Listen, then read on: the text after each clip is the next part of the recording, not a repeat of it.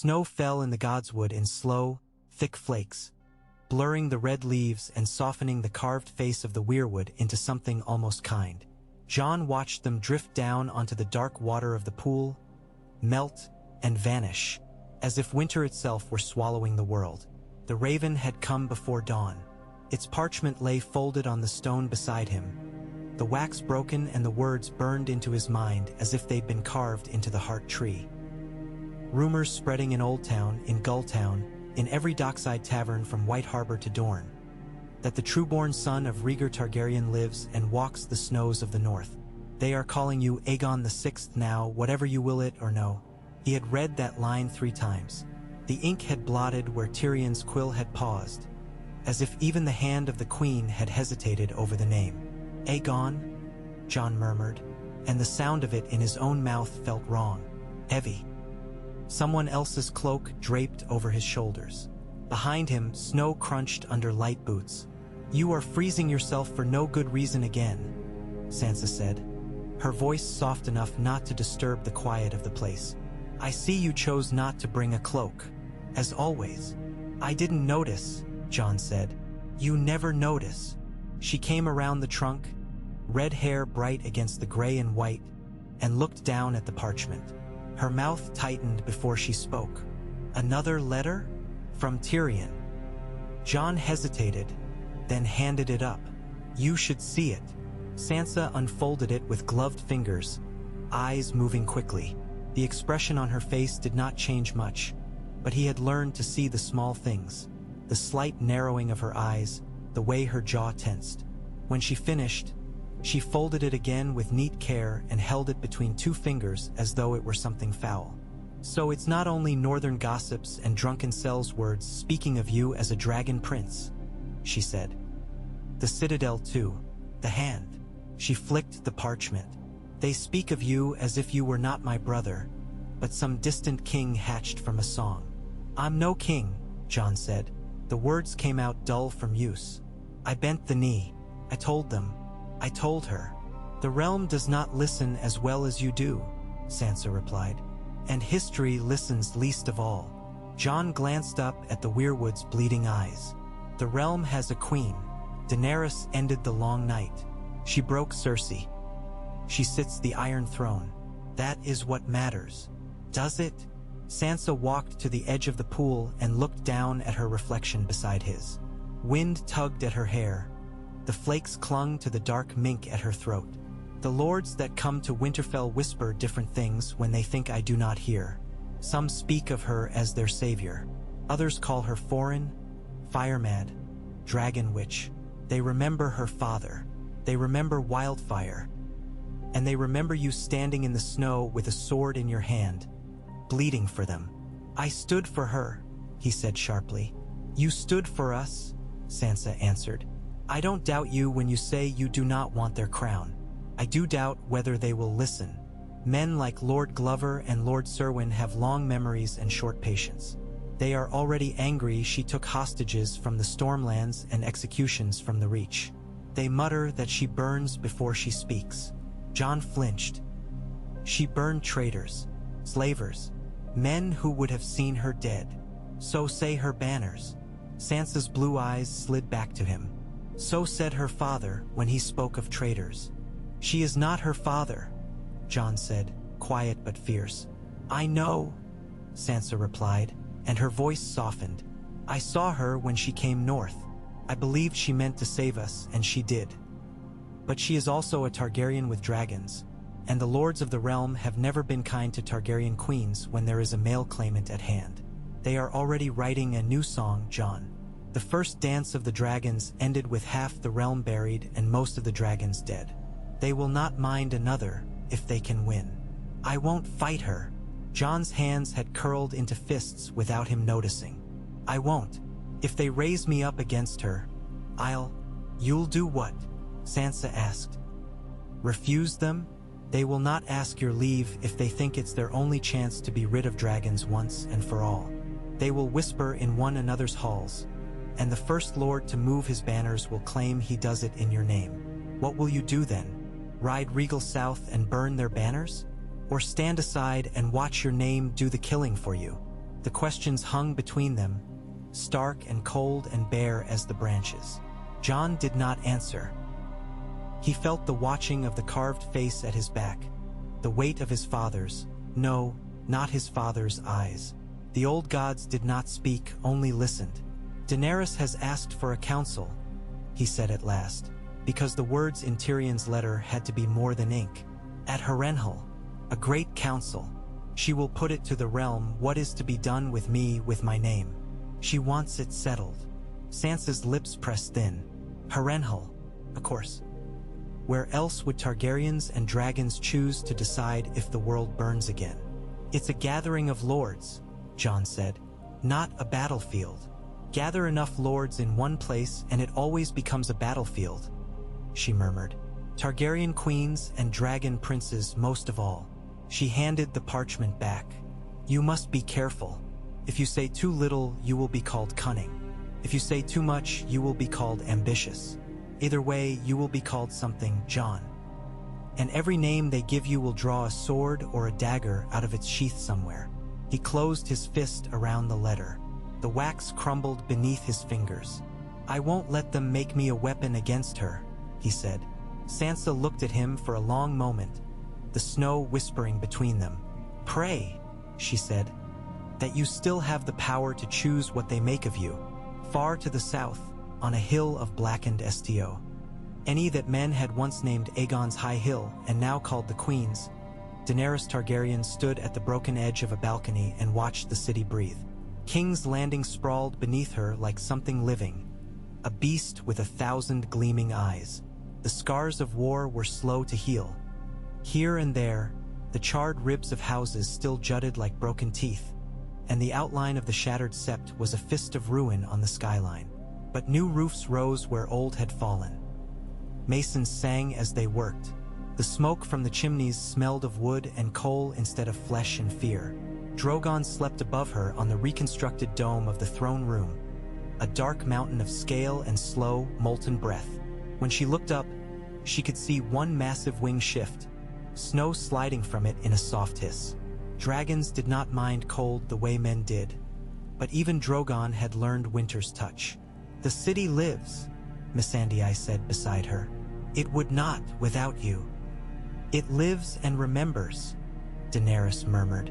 A gust of wind from the bay carried up the faintest echo of distant voices. Merchants calling, children shouting, the rise and fall of 1,000 conversations. Once, those voices had cried, "Burn them all," in her father's madness. Once they had screamed as green fire ate them. They will sing of this day as they please, long after we are dust. They already sing, Missandei replied. In the markets, in the taverns. Many call you Mysa. Many call you the Storm Queen. In the alleys, they call you Dragon Mother. I have heard more songs of you than I can count. And of him. Daenerys did not turn her head, though she felt Missandei tense. Of Jon. Missandei hesitated. She had always been too honest to lie well. Some speak of him, of his stand on the wall, of his ride into the long night. The North songs are older than ours. They reach even here, and now they know whose son he is. Daenerys let that hang in the cold air. They know he is not only the wolf who wore black, but Rhaegar's child, my brother's son, my blood. Varys's little birds carried that word far before they fled, Missandei said quietly. And Tyrion says some maesters in Old Town have found records, marriage documents, perhaps. They talk of annulments and septons in Dorne. It is difficult to stop an idea once it takes root, Your Grace, especially when men prefer it. Daenerys's hand tightened on the cold stone. The last time she had stood on this balcony, the Iron Throne had been jagged and whole behind her, its black silhouette cutting the sky. Now, half its barbs lay scattered in the rubble below. She had ordered the throne broken apart, its swords melted down to forge plows and anchors and chains for freedmen's gates. The new seat they had made her was plain oak and iron, heavy but unadorned. She had thought that would mean something. Once, they bent the world to crown my brother, she said. Later, they killed another brother and named the man who did it a king. Now they whisper of a third. Always, the songs find a man. Not all men, Missandei said gently. You rule now. I do, Daenerys agreed. I sit in a broken hall on a broken hill, ruling a realm that has never known peace but in passing. They accepted me when my dragons flew over their enemies' armies and burned the chains from their wrists. Peace is a quieter thing. It does not roar as loudly. Men's gratitude fades more quickly than their fear. Missandei's dark eyes softened. Ruling after war is always thankless. In Noth, the peace we knew felt as simple as air and water, but my parents told me there had been blood on the sand once. It is only memory that makes peace seem easy. She paused. Tyrion says the Great Council will help. If the lords gather and recognize you, if they see you listen to them, it will quiet their fears. If, Daenerys murmured, and if they do not? If they call my nephew a better choice, because his hair is darker and his face more familiar. You asked for this council, Missandei reminded her. No one forced you. That is important. You want the realm to choose peace, not be beaten into it. I asked because I thought it would end these whispers before they split the realm. Daenerys looked south, toward the riverlands where Harrenhal lay like a shattered tooth. I did not expect the whispers to grow teeth of their own. She had read Tyrion's last letter until the parchment had softened under her fingers.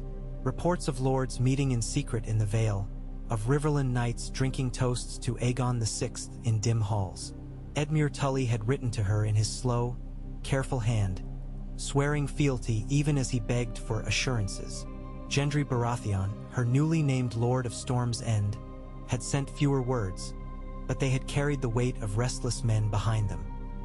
He is loyal, your grace, Tyrion had written in a smaller script beneath one such letter, but he is young and men around him are not. An anvil is only as firm as the hands that hold it in place. My blood is not the only thing they question, Daenerys said now. They question what I mean to do with their power when it is no longer Cersei's power but mine. Break the wheel, Missandei said. As you promised. Yes, Daenerys whispered. Only it seems the wheel will not break without breaking its spokes as well. Drogon shifted above, a deep rumble rolling from his chest through stone and air. He had grown since their flight over King's Landing, broader in the shoulder, his wings scarred but stronger. Rhaegal had grown as well under Jon's quiet care in the north. Brother dragons, split by snow and distance, like us she thought, bound by blood, pulled apart by old stones and old fears. Send another raven to Winterfell, she said. Tell Jon. Tell him I look forward to seeing him at Harrenhal, that I mean to end this nonsense once and for all. Yes, your grace, Missandei said. Tell him, Daenerys added after a moment, that I remember the cave, below Dragonstone when we drew on the walls together. Tell him I have not forgotten why we fought. Missandei smiled, quick and small and sad. Shall I put all that in the letter? Daenerys let out a breath that might have been a laugh if it were not so thin. No, use the proper words, the ones queens use. Yes, your grace, Missandei said again and withdrew. Alone on the balcony, Daenerys tilted her face up to the falling snow, feeling the flakes melt on her skin. Somewhere in the storm-laden clouds, she imagined she could see a second shadow circling above the winds, green and bronze against the gray. Rhaegal, Jon, dragons do not fight their own blood, she told herself. Not unless men teach them to. She closed her eyes, and, for a moment, she was a girl again in a red door house, imagining the sound of dragons' wings beating in the skies of a city she had never seen. Not again, she whispered into the winter air. Not another dance. I will not let them make me Rhaenyra brought back from the grave. The snow fell, indifferent, 1,000 white pieces of silence. Harrenhal loomed over the god's eye like a half-melted candle left too near the fire of the sun. Its towers were twisted and blackened from the dragon flame Aegon the Conqueror had once poured down upon them. No man could look on those scorched, sagging stones without thinking of dragons. That was why Tyrion had chosen it.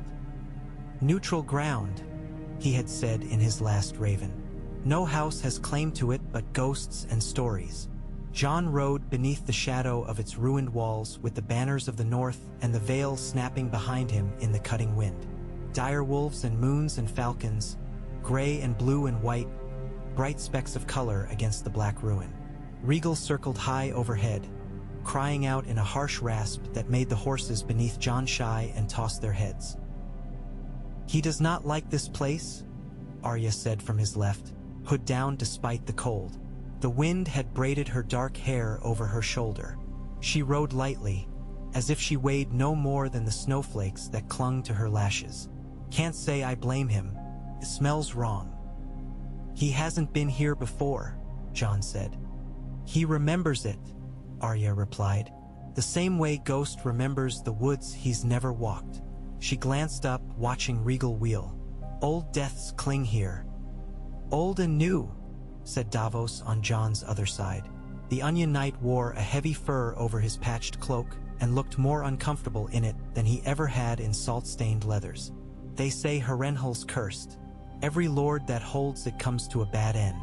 Best we don't stay longer than we have to, He caught himself. "Jon." Jon was grateful for that small mercy. "We'll stay long enough to hear them talk," he said. "To say my piece. To swear my oath again, if that's what it takes." "Words are wind," Arya said under her breath. "Sometimes wind is all that keeps the snow from burying you," Davos replied. Sansa rode a little behind them, surrounded by her guard, her face unreadable beneath her hood. Brienne of Tarth shadowed her shoulder like a mailed shadow, blue cloak fluttering, her hand never far from her sword. They had argued late into the night before leaving Winterfell.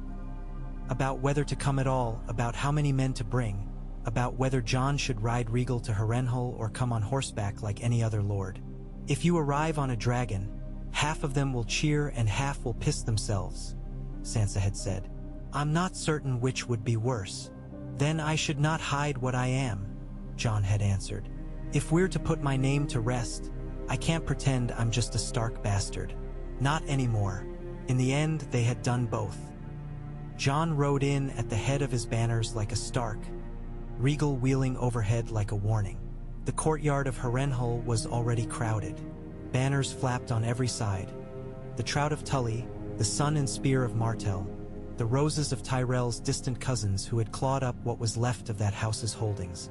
Gendry Baratheon's crowned stag stood over the gate, as if the grim fortress itself now bore a new antlered helm. From the Reach, from the Westerlands, from Dorne and the Vale and the craggy western coasts, they had come. Tyrion stood near the steps, bundled in a heavy cloak trimmed with wolf fur. Snow dusted his pale hair and beard, making him look older than Jon remembered. Beside him stood Grey Worm, helmet under his arm, unsmiling as ever, and Missandei, her hands tucked into her sleeves. And between them, at the top of the blackened steps, stood Daenerys. She wore no crown, only a white cloak over silver and black, her hair braided back from her face in the fashion of the Dothraki. Snow caught in the pale strands and melted, glistening like tears that were not. Drogon crouched higher up on the ruined tower, watching Rhaegal with fire-bright eyes. When Jon dismounted, their gazes found each other through the swirl of snow and banners and men.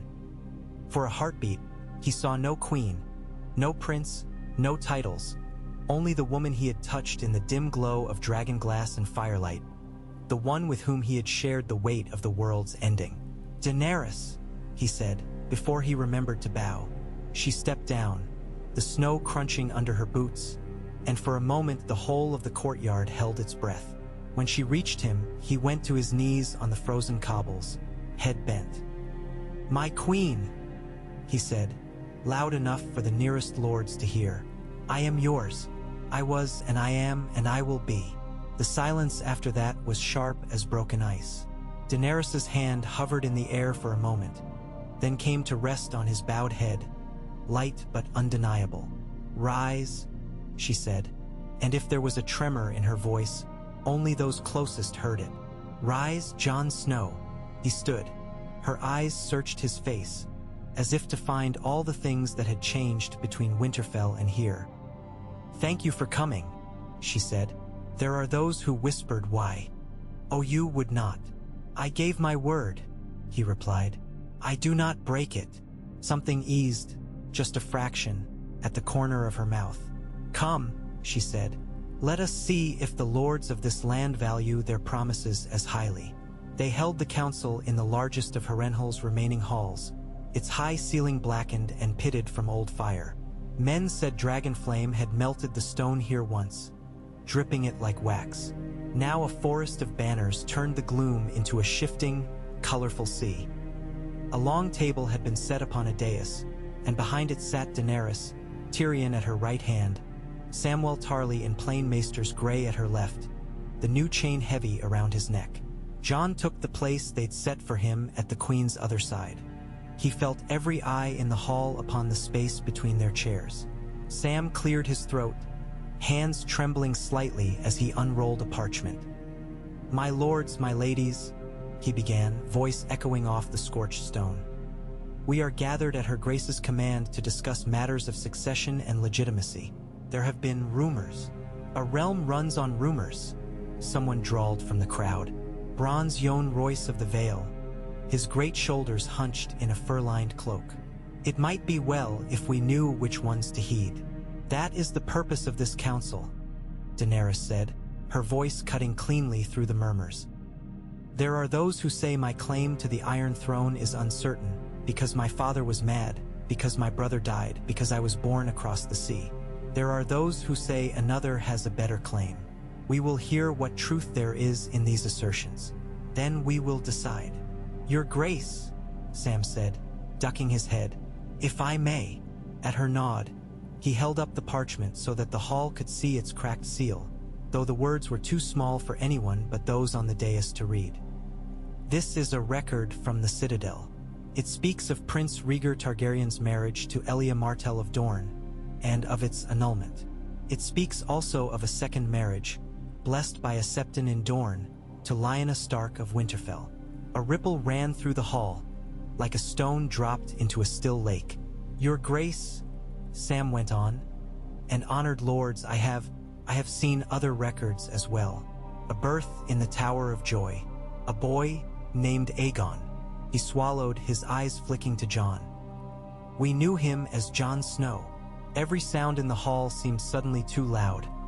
The creak of leather, the shift of feet, the crackle of torches. "So it is true," murmured Lord Edmure Tully. "By all the gods, Eddard Stark kept his nephew and passed him off as his bastard. A boy with Targaryen blood, raised in the north," said Lord Glover, eyes narrowed. "If this is true, then he is no Snow at all. He is Aegon Targaryen, Rhaegar's son." "And your queen's nephew," said a lean Dornishwoman Jon recognized as Arianne Martell from Tyrion's letters. "Her kin, not her rival." "Blood cuts both ways, princess," Yohn Royce said. "You remember the first dance as well as I do. A son and a daughter both thought Dragonstone their birthright. The realm bled for it. That war began because men would not stomach a woman's rule," Arianne answered coldly. "Are we so unchanged that we would spill more blood for the same reason?" "No woman sat a dragon then," called a Stormlands knight with Gendry's stag on his breast. "Now we have a queen with fire and iron both. But we also have a prince raised among us. Perhaps the gods mean for us to have both." "You would have two monarchs?" Tyrion asked, voice mild as he leaned forward on the table. "We might need a second throne as ugly as the first in that case.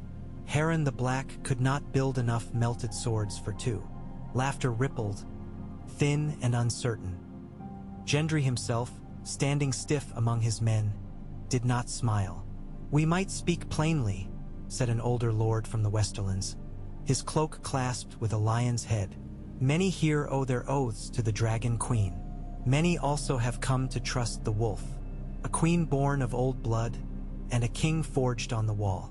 Why not make a match of it? Let them wed, rule together. Two heads of the dragon, as the old prophecies say." The hall stirred at that. Jon felt heat prickling under his collar that had nothing to do with the braziers. Daenerys's fingers tightened on the arm of her chair. "We are blood," she said. Aunt and nephew.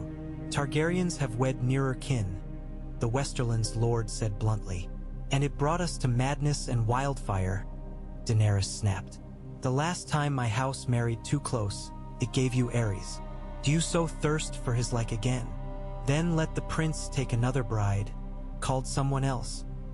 Ser Haber Redwine, if Jon recalled rightly, a Tyrell cousin, a Lannister, if such can be found untainted by the last queen's crimes. A Martell, name him king with you as queen consort, your grace. He is a man, and Westeros has known men on the throne for 300 years. Except when a woman sat it, Arian Martell said, voice sharp as a knife. Rhaenyra, whom your ancestors betrayed. Rhaenyra died, Jon Royce said flatly, along with her dragons. And now we have more dragons, Grey Worm said from his place behind the queen, every syllable clipped. My queen broke the chains of thousands. My queen fought your dead. My queen sits the throne because she earned it. You would ask her to stand aside for a man who does not even want it. Jon felt dozens of eyes turn toward him, as if pulled. He pushed himself to his feet before he could think better of it. I don't, he said, want it. His voice sounded raw in the vast hall. I never asked for this name. I didn't know it was mine until Sam and Bran told me. I bent the knee to Daenerys because I believed in her, because I saw her fight, in the sky and in the snow, against a darkness that would have swallowed us all. I swore to follow her, not to supplant her. Yet you are Rhaegar's son, said Lord Glover stubbornly. Stark and Dra. Gone both. I am Ned Stark's son, Jon said, in all that matters, and if you raise your banners for me against my queen, I will not lead them. I will not be a sword in your hand. I will not. Words are pretty, muttered the Stormlander knight, but men follow banners, not protests. Enough, Daenerys said quietly. It silenced them more effectively than a shout. She rose, the white cloak falling from her shoulders in a spill of snow-colored cloth. You have heard the truth. Rhaegar wed Lyanna. They had a son. He lives. He stands before you. She looked at Jon, and there was something like grief in her face. You have also heard his oath, she went on. He does not seek my throne. I do not cede it. If you will have me, I continue as your queen. If you will not, then say so openly, so that I may know my enemies' faces. Your grace, Tyrion murmured. This might be the moment to suggest. I will not suggest myself diminished, Daenerys said, low and fierce. Not when I have given them everything. She turned back to the hall. I will consider no talk of displacing me. If you must have your dragon prince, fine. Call him my heir, if that soothes you. But while I live, I rule. That is the offer. Take it or leave it. A murmur rose, deep and uncertain. Some nodded, others scowled. Jon sat slowly, feeling the ground tilt beneath him. That is not the compromise I had in mind, Tyrion murmured under his breath. It is mine, Daenerys replied. Jon's throat felt tight. You didn't speak of making me your heir, he said softly. Would you accept if I had? She didn't look at him. Would you stand at my side and promise the realm that one dragon follows another? That when I die, you will continue what I began? I don't know, Jon admitted. That is why I did not ask you, she said. The council did not end that day. It wandered, as such gatherings always did, through more words and parchment and posturing. They spoke of taxes, of rebuilding, of a new code of law to replace the patchwork of old king's decrees. But beneath it all, like the slow pressure of a storm building, the question of succession and dragons throbbed. When at last the lords withdrew to their chambers, when servants came to rake the fires and clear the cups, and it was only Daenerys and Jon and Tyrion and a few trusted souls left in the hall, the queen's mask slipped. You should have stayed in the north, she said without preamble, pacing before the blackened hearth. Her cloak had been discarded, her hair unbound, a silver river over her shoulders. You should have sent your oaths and never shown them your face. Jon watched her, feeling the old ache of wanting to reach for her and the newer ache of knowing his hand might be burned if he did. "I swore to come when you called," he said. "You called." "I called for loyalty," she snapped, "for assurance. Instead I got half the realm looking at you as if you were a sword they could swing at my throat. That isn't my doing, isn't it?" She stopped, turned. "You say you do not want the crown.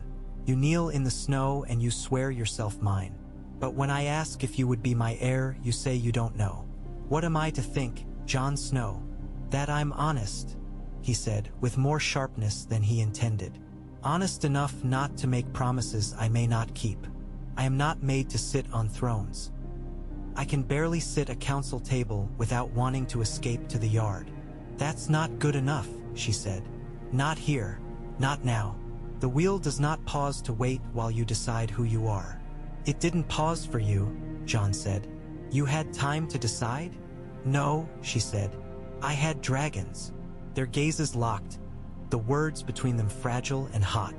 "You mean to make me your heir whether I will it or no," Jon said slowly. "To put my name on your chain of succession to soothe them. And when you die?" "When I die," she said. "I had thought perhaps to leave a realm that would not tear itself apart again.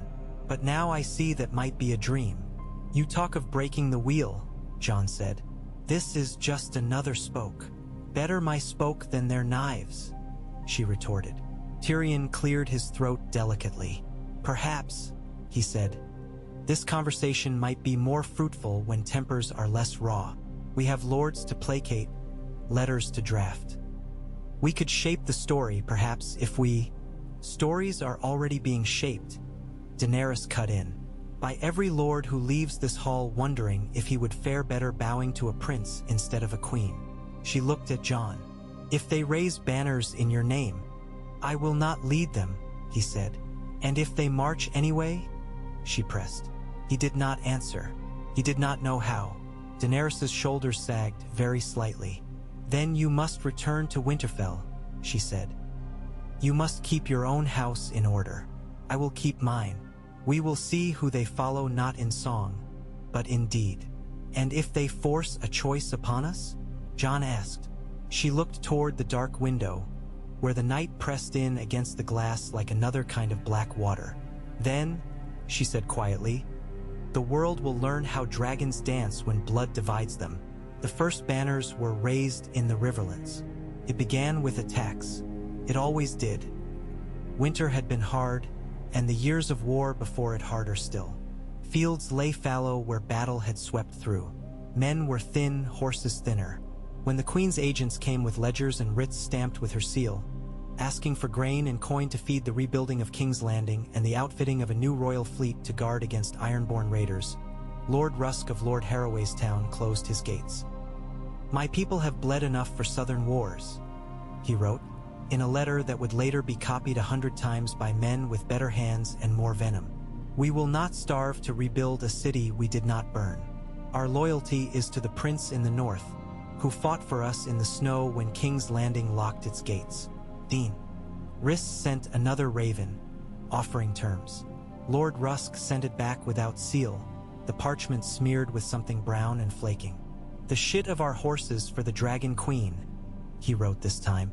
"Our grain we keep. Send a small force," Tyrion counseled when she laid the letter before him. "A show of steel to remind his lordship what oaths cost when broken. No dragons. The realm is tinder dry. One stray spark. Men's hearts burn more quickly than their houses," she said, fingers tight on the parchment.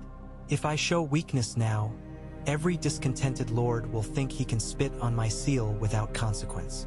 Harrenhal gave them license to dream of another king. Lord Rusk is the first to test whether I fear them." "I would never suggest showing weakness," Tyrion replied. "Only discretion. It is one lord, in a small town on a cold river. Let the world see that your justice is measured, not scalding." "Justice is useless if all they learn is that my temper is soft," Daenerys said. "No, I will not burn his town, but I will remind him why his ancestors bent the knee to my ancestor. Drogon has waited long enough in this cold city. He will stretch his wings. He tried to argue. Missandei added her voice, gentle but firm. Grey Worm said nothing, but Daenerys felt his agreement like a weight at her back. In the end, the dragon flew. They said later that Drogon's shadow covered the town from wall to wall, and that the people fell to their knees in terror at the sight. Daenerys did not burn houses. She did not torch fields. She made Drogon's fire lick at the river's edge, boiling fish, turning water to steam that rolled over the walls in a scalding fog. 3 of Lord Rusk's guards died on the parapets, their throats seared as they coughed. When she landed in the muddy field outside the gate with a cadre of Unsullied at her back and steam still rising from the moat, Lord Rusk came down white-faced and shaking, his seal ring heavy on his trembling hand. "This is mercy," Daenerys told him, standing with dragon smoke coiling behind her. "The next lord who sends me my own raven smeared in dung will not find his gates still standing when I arrive. You will pay your taxes. You will feed your people. You will not invoke my nephew's name as a shield against your obligations. Am I understood?" Lord Rusk bowed his head so deeply his forehead nearly touched the mud. "Yes, your grace," he whispered. For a time that seemed an end. The grain flowed, the coin came, the ravens went back and forth between Winterfell and King's Landing, stiff and formal and strained. But stories have lives of their own. In every telling of the incident at Lord Harroway's town, details shifted. In some, the dragon had burned the gates as well as the river. In others, Unsullied had cut down peasants in the streets. In the worst, the queen had laughed as men boiled in their armor. "Lies travel faster than truth," Sansa said, when Jon thrust one such embellished account under her nose in the Winterfell Great Hall. "Especially when men want to believe them." "I sent a raven of my own," Jon said, asking if any of it was true. "And what did she say?" Sansa asked. Jon's jaw tightened. "She said she spared them more than they deserved." Sansa's eyes searched his face. "And what do you say?" "I say she warned him," Jon said. "I say he spat on her seal and dared her to act. I say—" He broke off, knuckles whitening on the table. "I say we are sliding towards something and I don't know how to stop it." "Then perhaps you should stop pretending you're not part of it," Sansa replied. Not long after that, Jon Royce requested leave to withdraw the Vale's Knights from Harrenhal, citing unrest among his bannermen. In his private letter to Jon, he spoke more plainly. "They came home with tales of the dragon over Harroway," he wrote. "My younger lords grow restless. They speak of the old tales of the first Aegon of Visenya and Rhaenys. They see you as a piece that might be moved upon their board. If the queen will not share power, they will try to take it from her hands." "I will not be their piece," Jon muttered, pacing before the hearth in his chambers, while Ghost watched from the shadows and Rhaegal's cry echoed faintly from beyond the walls. "I told them. There's a thing about pieces," Davos said from his seat near the fire. "Doesn't matter much if they want to be moved or not. Hands pick them up all the same." "Then I must speak to her," Jon said suddenly. "Not in letters. Not from behind banners and walls. I must look her in the eye and ask her what she means to do, before someone does something foolish in my name or hers." "That might be the wisest thing you've said this month," Davos replied. Tyrion, summoned by Raven, agreed. They chose a place between, as neutral as such things could be, the ruins of the old Kingsroad Bridge over the Trident, where once Robert Baratheon had broken Rhaegar's breastplate with his warhammer and sent rubies flying into the river. "It is fitting," Tyrion wrote, "that those who carry Rhaegar's blood and Robert's legacy meet where one slew the other. Perhaps we may manage an ending this time without either of you floating downstream." They met at dusk. Daenerys came from the south on Drogon's back, a lean wedge of Unsullied marching below like an iron shadow. Jon came from the north on Rhaegal, with a smaller escort of Northerners and Vale men. They landed on opposite banks, dragons screaming challenges across the water until Jon urged Rhaegal down, and Daenerys raised a hand to still Drogon.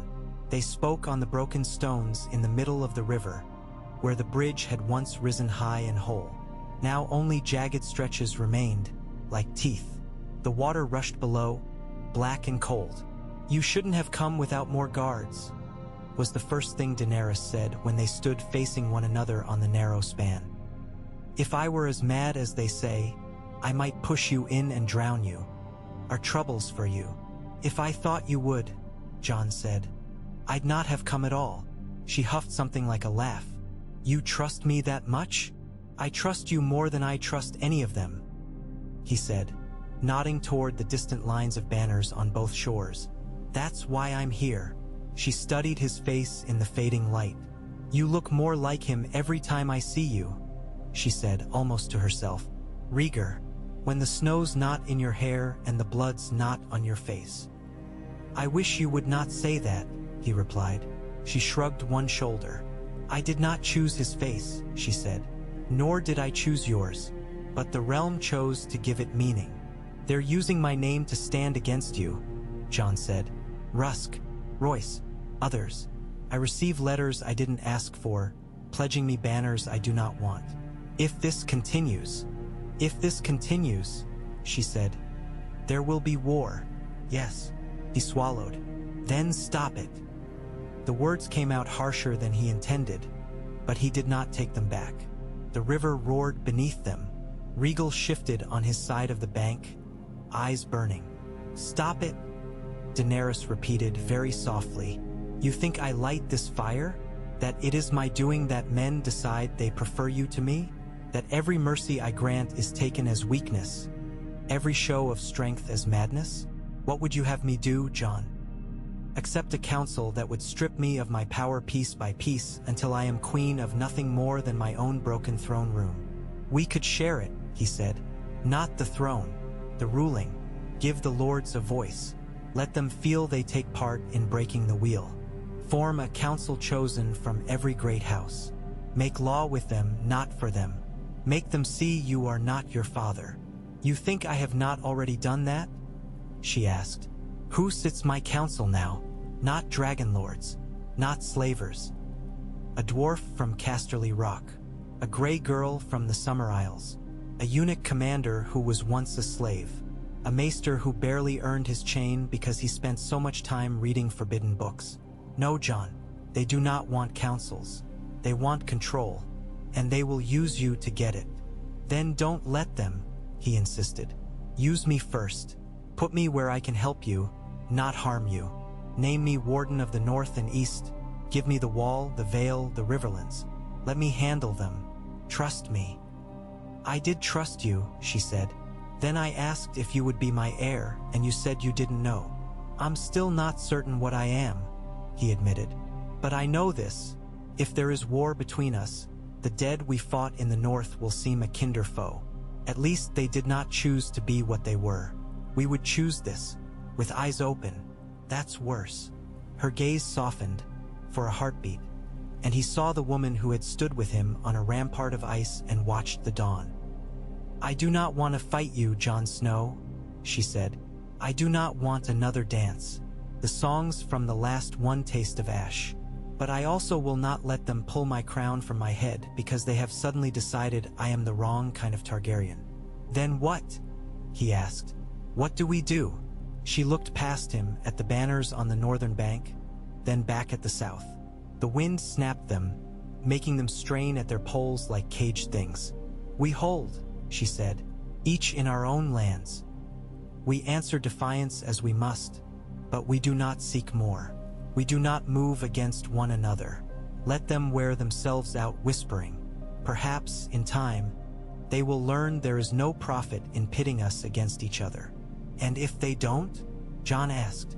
She hesitated, then stepped closer on the narrow stone, close enough that he could see the faint freckles across the bridge of her nose, the fine lines at the corners of her mouth that had not been there when they had first met. "If they do not," she said, "then when this dance begins, I pray to every god that ever was that we remember who taught us to dance, not each other." He wanted to say that there did not have to be a dance at all, that they could build something new, together, something that did not look like a dragon swirling in endless circles of fire and blood. But the words caught, choked, on all the unsaid things between them, their blood, their oaths, their ghosts. Instead, he reached out, slowly, and took her hand. For a moment, she let him. Her fingers were warm, despite the cold. They stood there, two specks on a broken bridge over a dark river, while the dragons watched from the banks and 1,000 men strained to see some sign. "We will try," he said. "We will try," she echoed. It was not a promise. It was not enough. But it was all they had. It was also not enough. The first skirmish between banners that named Jon as their hope and those who marched under the three-headed dragon came that spring, in a field of half-thawed mud near Duskendale. A northern outrider patrol, answering a plea for help from a town plagued by bandits, ran afoul of a royal levy returning from putting down a mutiny in the Crownlands. Harsh. Error in message stream. Retry.